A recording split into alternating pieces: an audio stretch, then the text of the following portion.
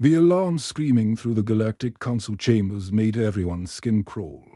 For the past hour, emergency lights had been flashing red across every wall, every screen, every surface that could possibly warn them that death was coming. The war was over. They all knew it. 3 long, brutal years of watching the Zephyrian Empire tear through their defenses like paper. And now the enemy fleet was less than 6 hours away from their home planet. Council leader Vorthic's tentacles trembled as he stared at the tactical display. Dozens of red dots moved steadily toward their blue sanctuary, the last free world in this sector of the galaxy. Behind those dots lay the smoking ruins of 100 civilizations. The Zephyrians didn't just defeat armies.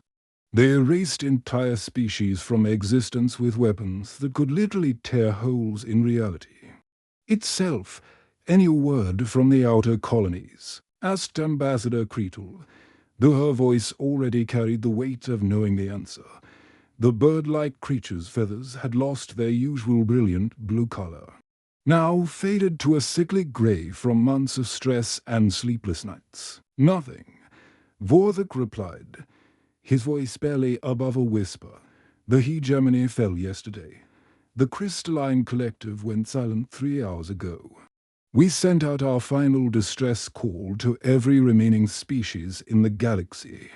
He paused, manipulating the holographic controls with one tired tentacle. Only the humans responded.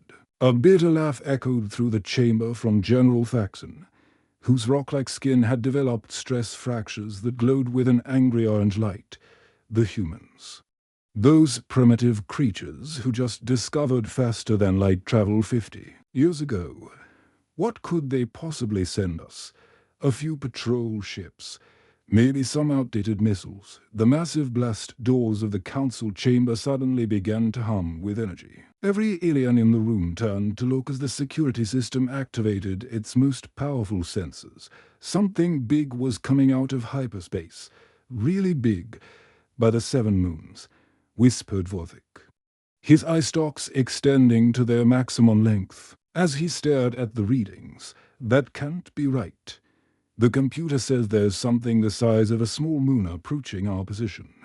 The lights in the chamber flickered as every system on the space station redirected power to the sensors. Outside the massive windows, space itself seemed to bend and twist as reality prepared for something to emerge from the hyperspace tunnel. The stars dimmed, then disappeared entirely as something absolutely enormous slid out of the swirling purple vortex of hyperspace.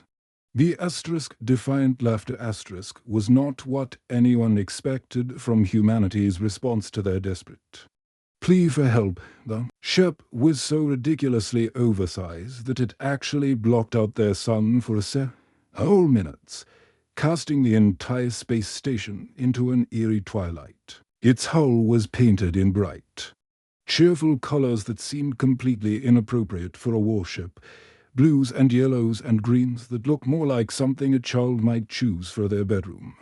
Walls dot strange protrusions covered the vessel's surface, not the sleek weapon rays or sensor dishes that military ships usually carried, but odd bulbous sections that looked almost organic.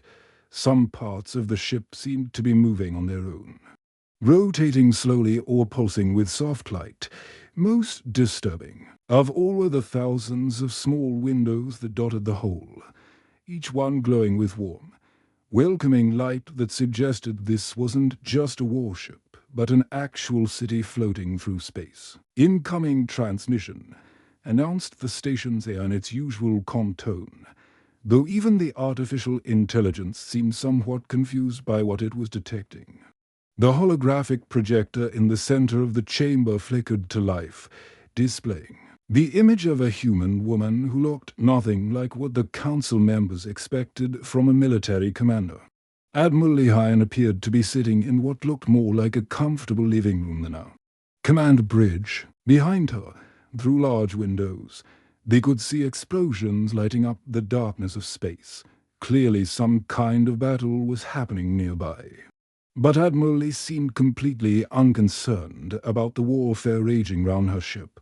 She was calmly sipping from a ceramic mug that had words printed on it in human script. The translation software helpfully provided subtitles that read Galaxy's okayest admiral, which only added to the aliens' confusion about whether this human was taking their desperate situation seriously. "Sorry we're a bit late," Lee said with a casual smile, taking another sip of a drink. "We meant to get here sooner, but we had to make a stop at this amazing space station on the way. Think of it like, well, you probably don't have an equivalent, but humans would call it a space Walmart. Huge place, sells everything you could possibly need. We got a little carried away in the snack food section." Ambassador Creedle speak fell open in shock. "Admiral, are you aware that the Zephyrian Advance Fleet is currently destroying our outer defenses? This is not the time for shopping." "Oh, we noticed them," Lee replied cheerfully, gesturing toward the explosion visible through her windows. "They seemed pretty upset about something. Started shooting at us the moment we arrived. Very rude, if you ask me. We tried to say hello, but they just kept firing those reality-melting weapons of theirs, General Faxon stress." Fractures fled, brighter with anger. "Reality-melting weapons that have destroyed every fleet sent against them. How is your ship even still intact?" Admiral Lee looked genuinely puzzled by the question. "Well, our shields are working fine, though I have to admit, they're making some very strange noises. Almost sounds like they're laughing. Our engineers say that's probably not supposed to happen, but everything seems to be functioning normally, as if summoned by her words." The sound of weapons fire suddenly intensified in the background of the transmission. Through the windows behind Admiral Lee, they could see the distinctive purple energy beams of Zephyrian quantum phase weapons striking her ship's shields. These were the same weapons that had reduced entire battle fleets to subatomic particles. In seconds, the shields round the asterisk Defiant Laughter asterisk absorbed the devastating energy and somehow converted it into what looked like colorful fireworks. Even more bizarre, the shield impacts were accompanied by actual giggling sounds that were being broadcast on all frequencies, the kind of laughter you might hear from children playing in a park. "Well," Admiral Lee said, noticing the increasingly frantic weapons fire outside her windows, "that's rather unfortunate for them." She set down her mug and reached for what appeared to be a regular television remote control. "I suppose we should probably respond to their hostile behavior. Let's see what's on the entertainment channels today." She pressed a button, and suddenly every screen in the council chamber began displaying what could only be described as the most confusing collection of images any of them had ever seen. Humans appeared to be engaged in various incomprehensible activities, falling down while carrying large objects, making exaggerated facial expressions at each other, and engaging in rapid conversations that made no logical sense whatsoever. What is this?" stammered Vorthik, his tentacles writhing in confusion as he tried to process what he was seeing. "Human comedy shows," Admiral Lee explained helpfully. "We're broadcasting them directly into the Zephyrian communication networks. Figured they might enjoy learning about our culture while they're trying to kill us. It's only polite to share." The tactical displays round the council chamber began showing something unprecedented in the 3E. Our war against the Zephyrian Empire, the enemy fleet, which had been advancing in perfect formation with clockwork precision, was beginning to falter. Ships were drifting out of position, their weapons fire becoming sporadic and poorly aimed. Some vessels had stopped firing entirely and appeared to be just floating in space. The humans had somehow managed to confuse an entire invasion fleet simply by showing them television programs. The first signs that something was seriously wrong with the Zephyrian fleet appeared about 20 minutes after humans started their bizarre entertainment broadcast.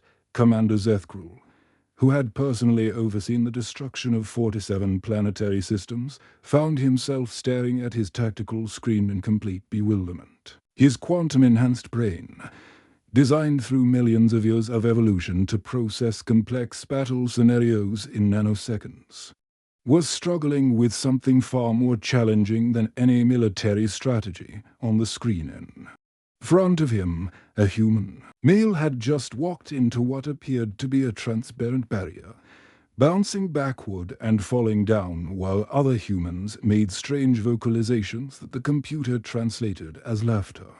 Zethkrul's perfectly logical mind tried to analyze this scene for tactical significance. Was this some kind of training exercise, a demonstration of human defensive technology? Why were the other humans expressing apparent joy at their companion's misfortune? "Sir," his second-in-command called out, her voice carrying an edge of panic that no Zephyrian warrior should ever display. "The forward batteries are requesting clarification on targeting priorities. They're asking why the small yellow fruit on their screens is considered dangerous to human mobility." Zethkrul turned to see his weapons officer staring intensely at a display showing a human slipping on what the translation system had identified as a banana peel. The officer's head was tilted at an angle that suggested serious cognitive strain. Round the bridge, other crew members were exhibiting similar symptoms: vacant stares, confused muttering, and the occasional involuntary twitch of their brains tried to process the logical impossibility of humans finding pain amusing. "Perhaps," suggested the navigation officer slowly, as if speaking required tremendous effort, "the yellow fruit contains some form of psychoactive compound that affects human neural function, causing them to lose motor control, while simultaneously triggering pleasure responses in nearby humans who have not been affected by the fruit's influence." The tactical officer nodded eagerly at this explanation, but then immediately frowned. "But, sir, if that were true, why do humans deliberately place these dangerous fruits in areas where they are likely to encounter them?" The video archive show multiple instances of humans intentionally approaching banana peels despite obvious awareness of their hazardous nature. This observation sent ripples of confusion throughout the bridge crew. Several officers began developing stress-induced headaches as they tried to reconcile the contradiction between humans being intelligent enough to develop faster-than-light travel, while simultaneously engaging in behavior that appeared to be deliberately self-destructive for entertainment purposes. Admiral Lee, watching the Zephyrian fleet's growing confusion through her ship's sensors, smiled and turned to her communications officer. "Park Jina, I think it's time for a phase 2 of our cultural exchange program." Park Jina nodded and activated what the *Defiant Laughter's crew had nicknamed their confusion cannons.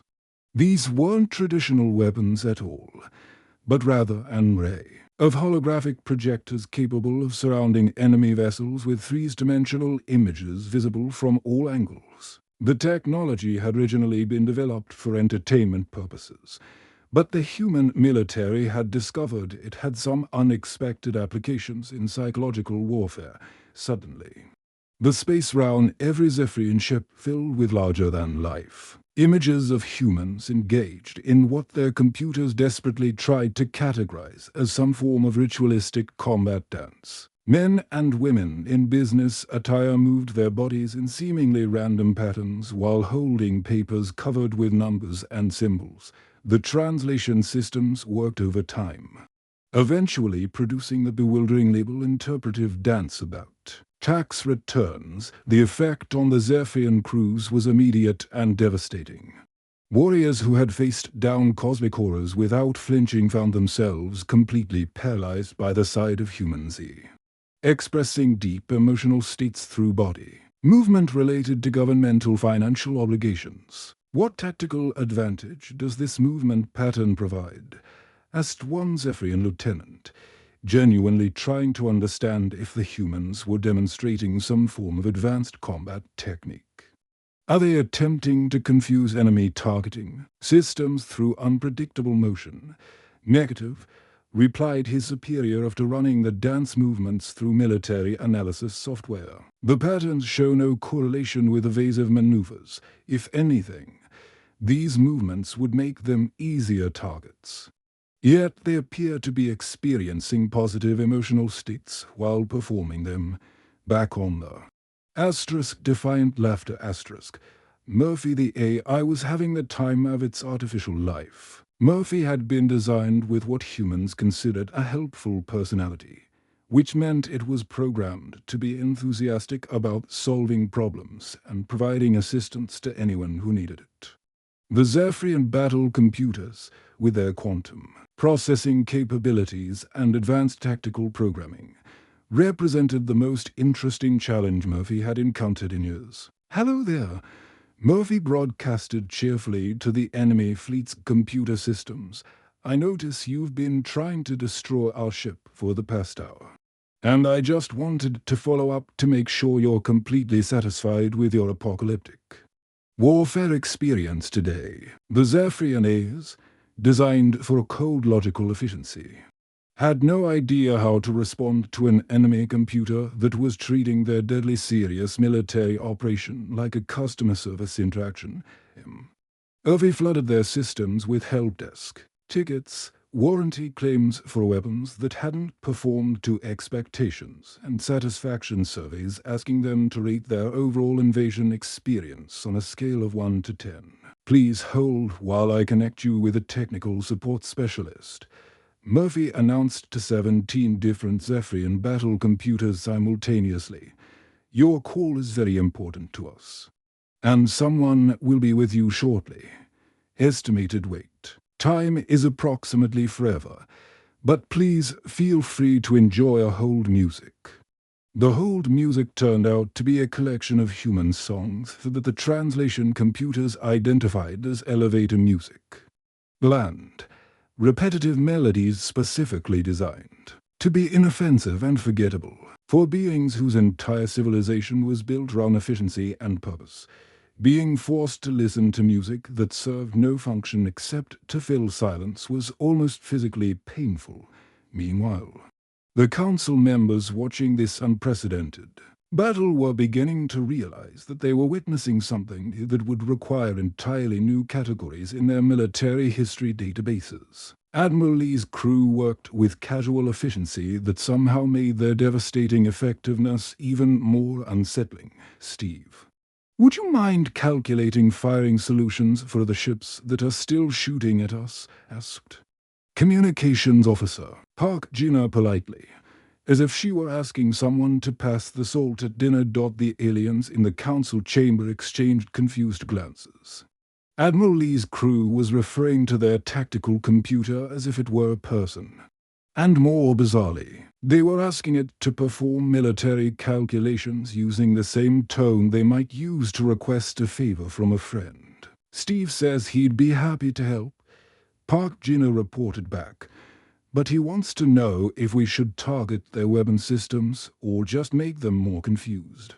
He's been analyzing their communication patterns and thinks they're getting frustrated with our customer service approach."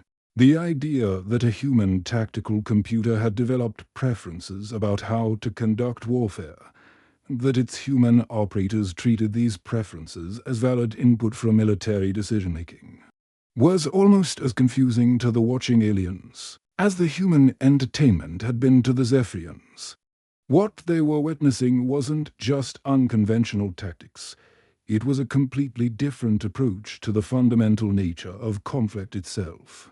The breakthrough came during Hour 15 of what the humans had cheerfully dubbed Operation Sitcom Storm. Murphy, still enthusiastically providing customer service to increasingly frustrated Zephyrian battle computers, stumbled across something that made even its cheerful personality protocols pause for a moment of genuine concern. "Oh my," Murphy announced to the bridge crew of the Defiant Laughter its voice carrying an unusual note of worry. "I think we might have a bigger problem than we thought. The Zephyrians aren't just being rude customers. They're actually terrified." Admiral Lee looked up from her coffee mug. which she had refilled several times during the ongoing battle, terrified of what our interpretive text dance seemed to be working pretty well. "Well, that's the thing," Murphy replied, its voice taking on the tone of someone who had just discovered their neighbor's house was on fire. "According to the conversations I've been having with their computer systems, the Zephyrians aren't actually trying to conquer the galaxy for fun. They're running away from something that destroyed their home planet, something that their quantum computers describe as the thing that makes physics cry." The bridge crew exchanged glances. Science Officer Kim Minho set down his tablet and rubbed his temples. "Murphy, are you telling us that the most powerful military force in the galaxy is actually a bunch of refugees? Refugees with really big guns who are very bad at asking for help politely," Murphy confirmed. "Their quantum phase weapons aren't just military technology. They're desperate attempts to build it. Why manipulation devices? They're trying to develop weapons that can fight something that exists partially outside our normal understanding of how the universe works." Admiral Lee stood up and walked over to the main view screen, where the Zephyrian fleet was still drifting in confused formations. Several ships had stopped moving entirely, their crews presumably still trying to understand why humans found it funny when someone walked into a glass door.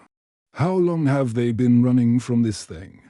"About 200 years, according to their historical databases," Murphy replied. "They've been traveling from system to system, trying to stay ahead of whatever destroyed their home world. Every time they settle somewhere new, it eventually finds them. They destroy civilizations, not because they want to, but because they're convinced that any advanced society might attract the attention of their pursuer." The implications of this revelation sent a chill through the bridge crew. Communications Officer Park Gina spoke first, her voice quiet with concern.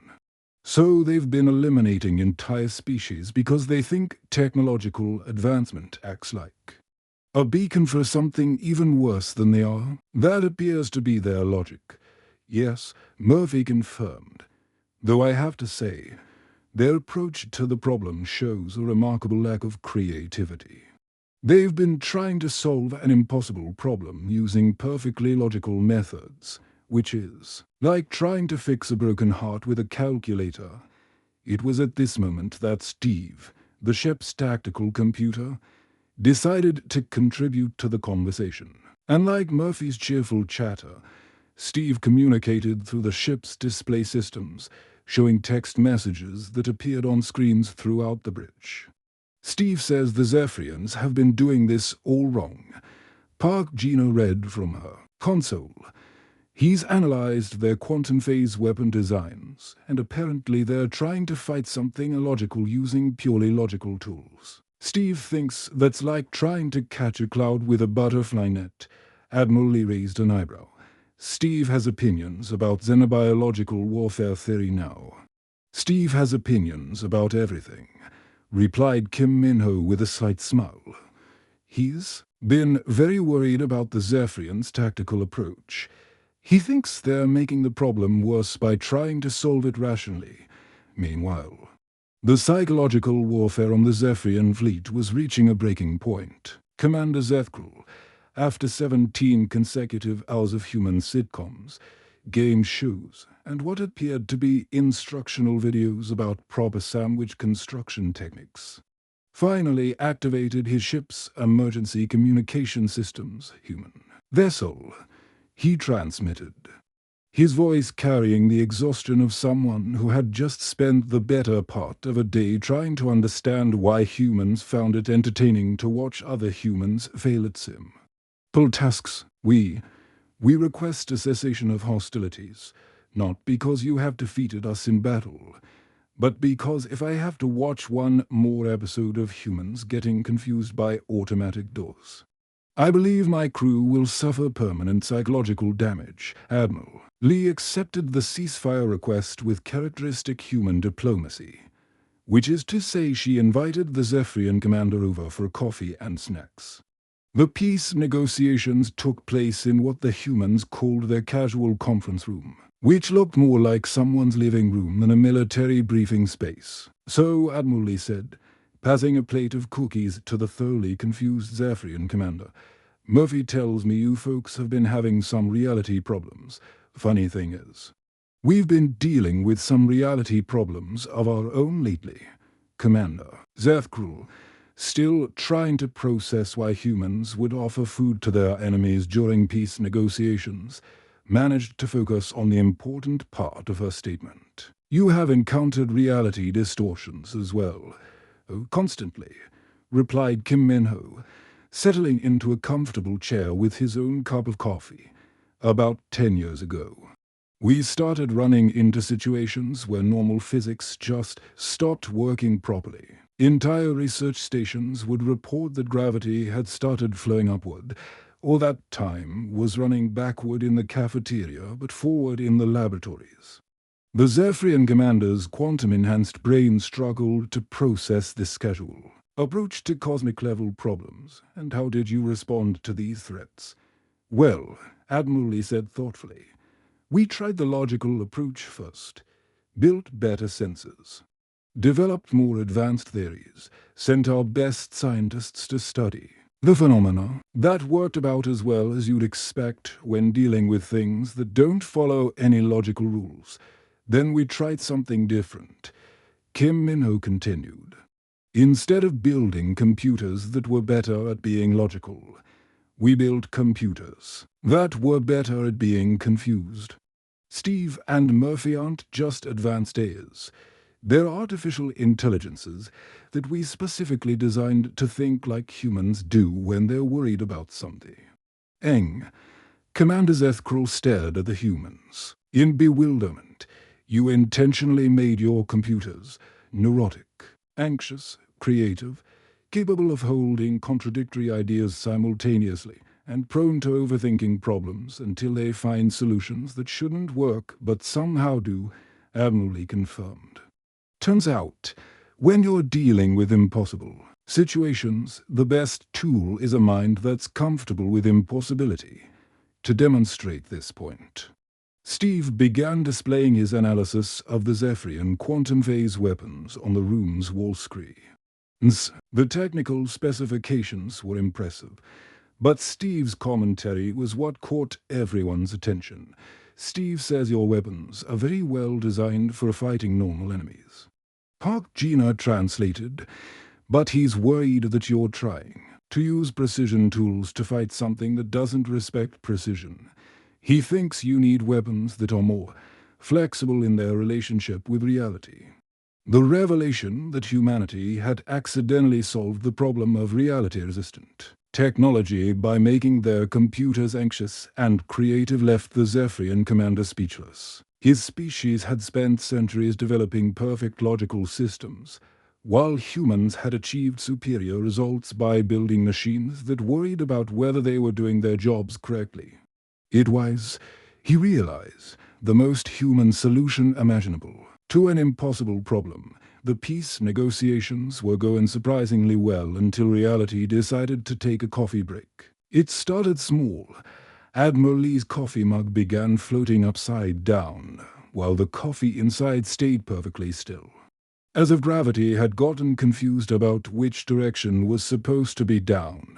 Commander Zethkrul noticed it first, his quantum-enhanced mind immediately recognizing the signs of space-time distortion. Admiral, he said quietly, his voice carrying the kind of controlled terror that comes from seeing your worst nightmare become real.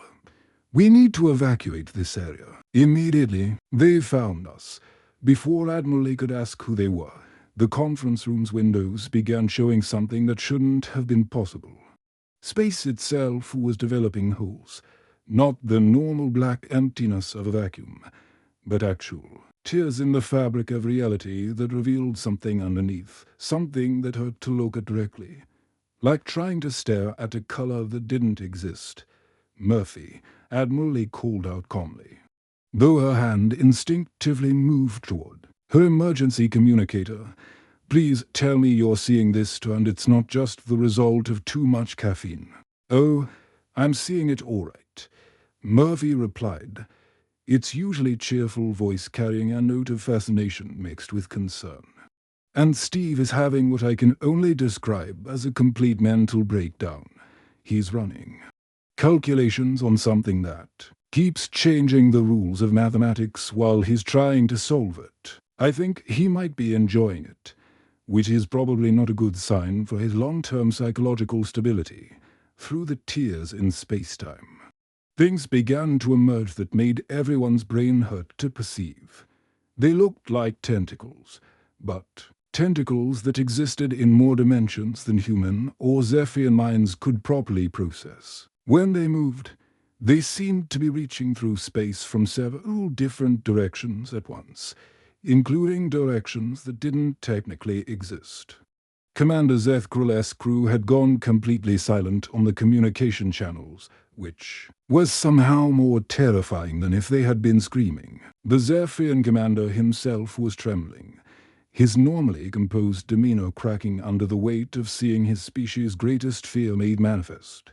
"The Devourers," he whispered. The words barely audible. "They consume ordered reality. Everything we build, everything we create, everything that makes sense. They turn it all into chaos. They've been hunting us across the galaxy, following the quantum signatures of our weapons." Admiral Lee watched as one of the tentacles casually reached through the wall of the conference room, passing through solid matter as if it were made of mist, where it touched. The metal wall began changing into something that looked like liquid. Mathematics having an argument with itself.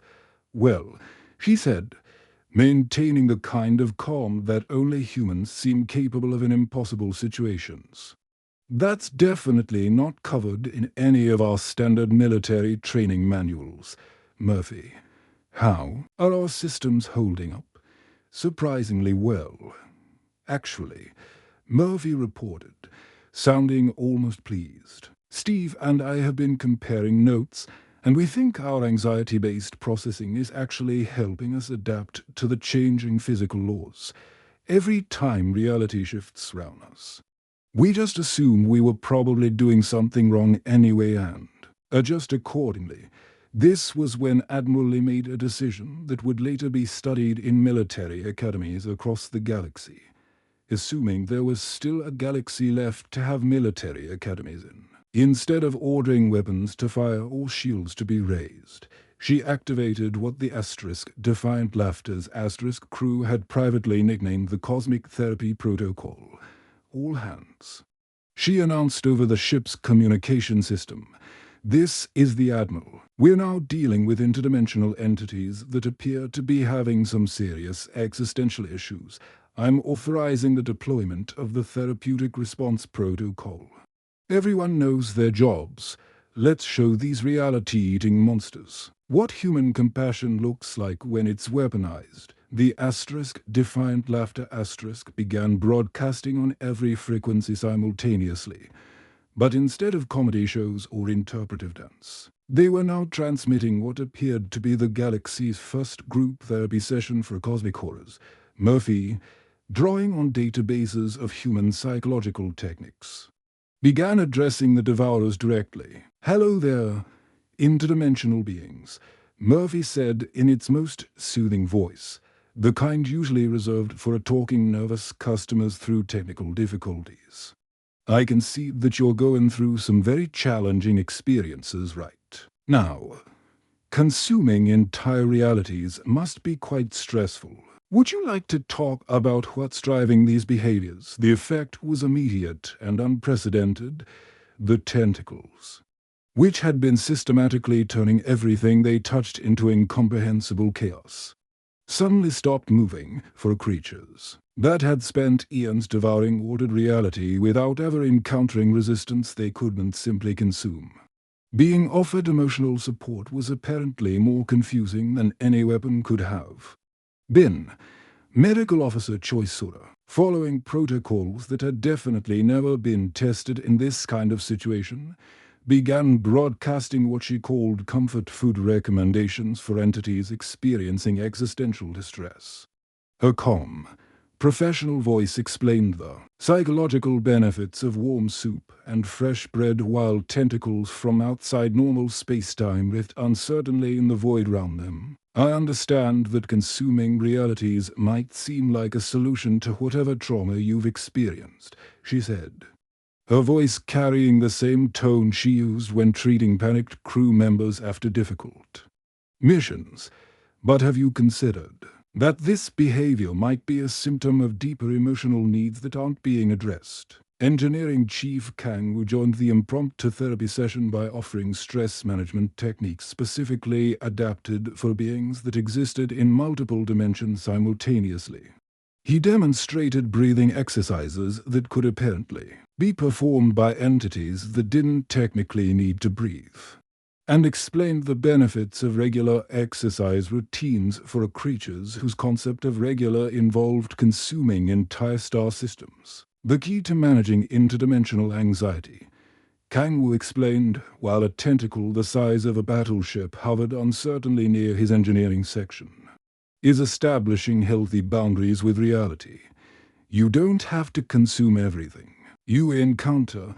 Sometimes it's okay to just exist alongside other forms of consciousness without needing to turn them into chaos.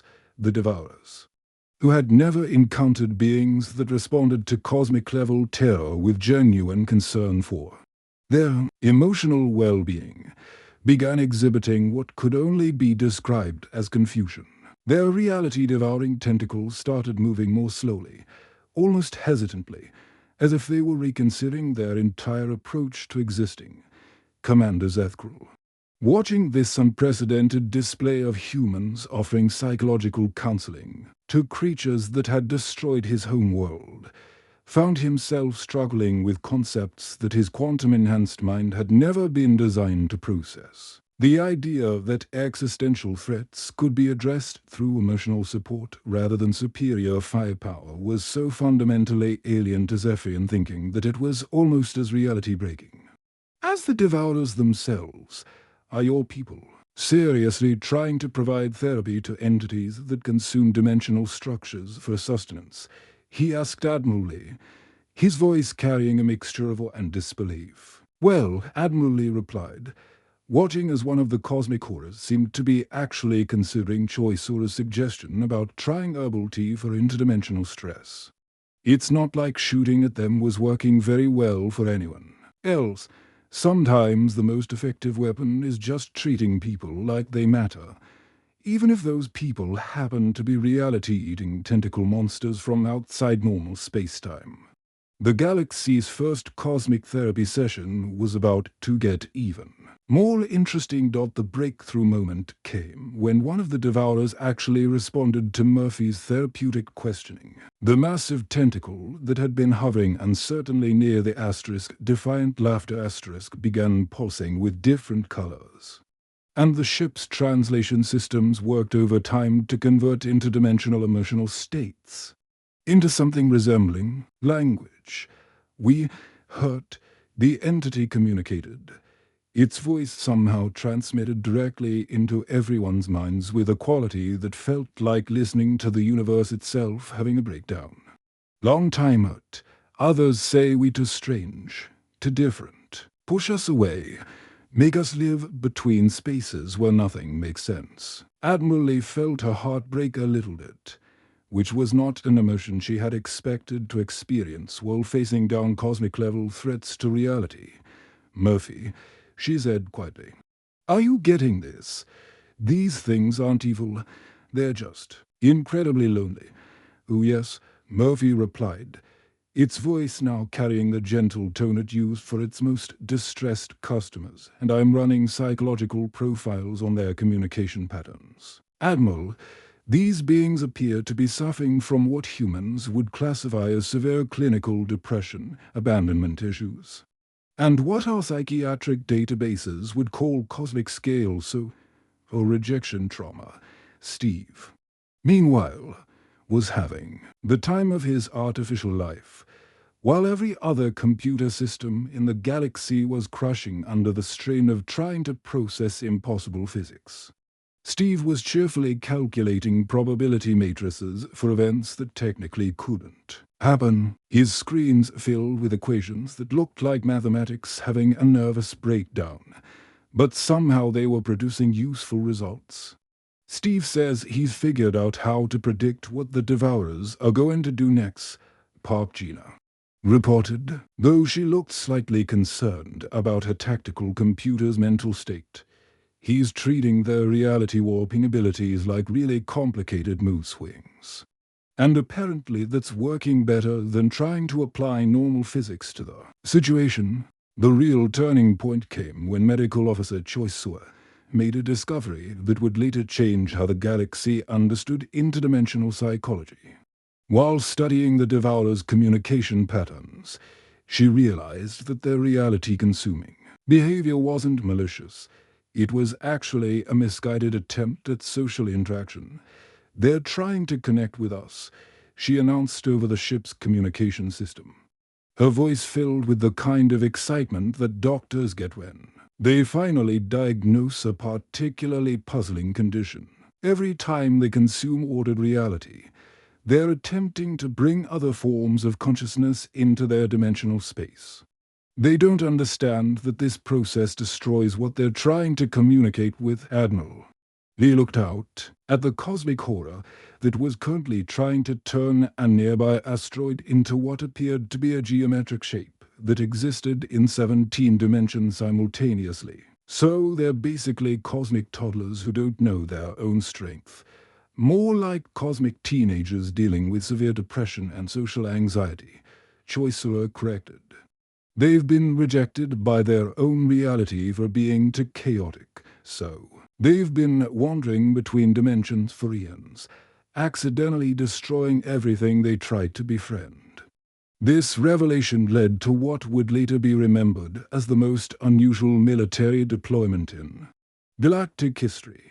The asterisk Defiant Laughter asterisk began launching what Admiral Lee called care packages directly at the Devourers. These weren't weapons or even normal supplies, but rather containers filled with chocolate, antidepressant medications, meditation guides, and handwritten notes from crew members offering emotional support.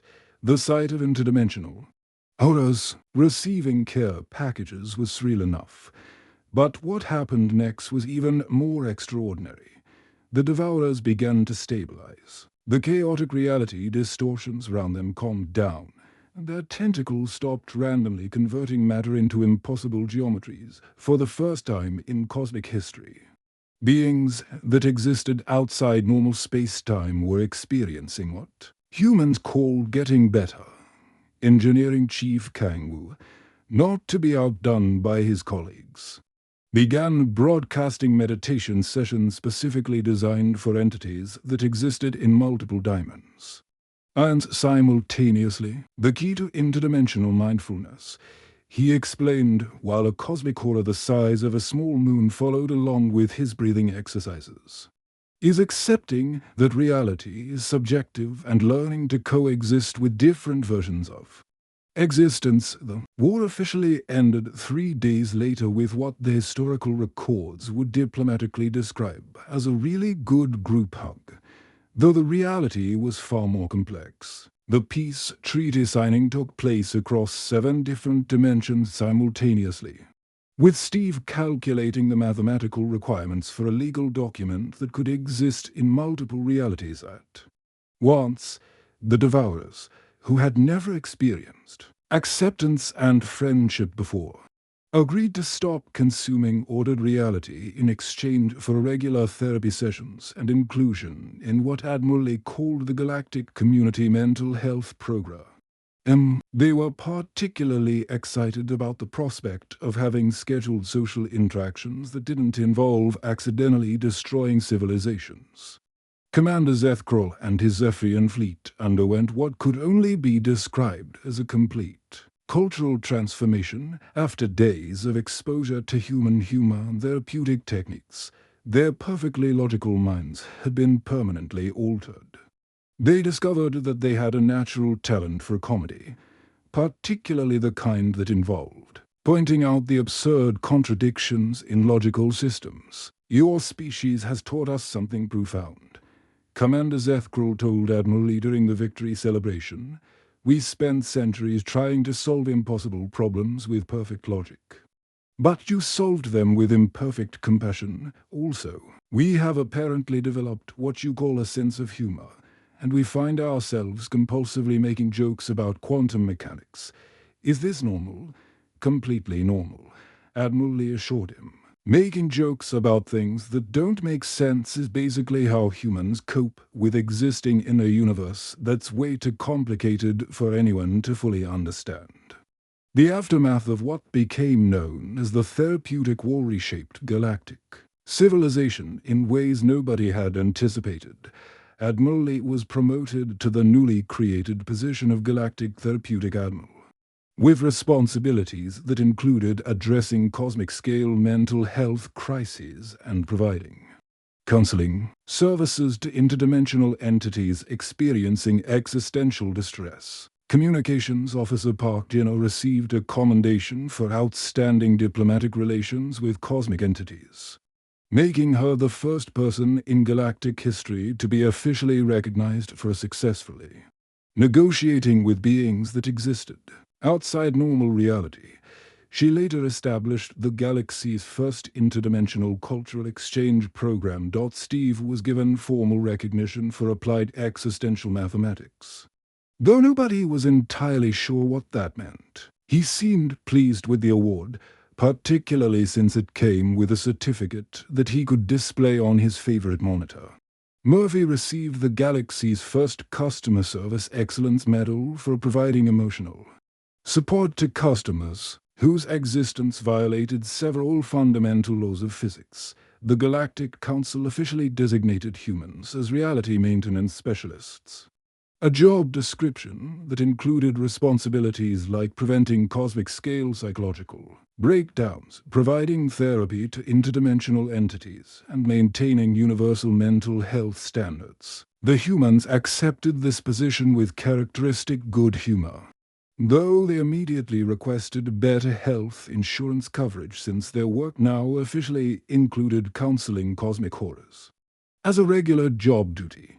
The *defiant laughter remained on patrol, ready to respond to the next crisis with overwhelming firepower, experimental baked goods, and the kind of aggressively wholesome attitude that could apparently convince even reality-eating monsters to reconsider their life choices. The ship's new motto, painted in cheerful letters across its hull, read, "We're here to help, whether you want us to or not."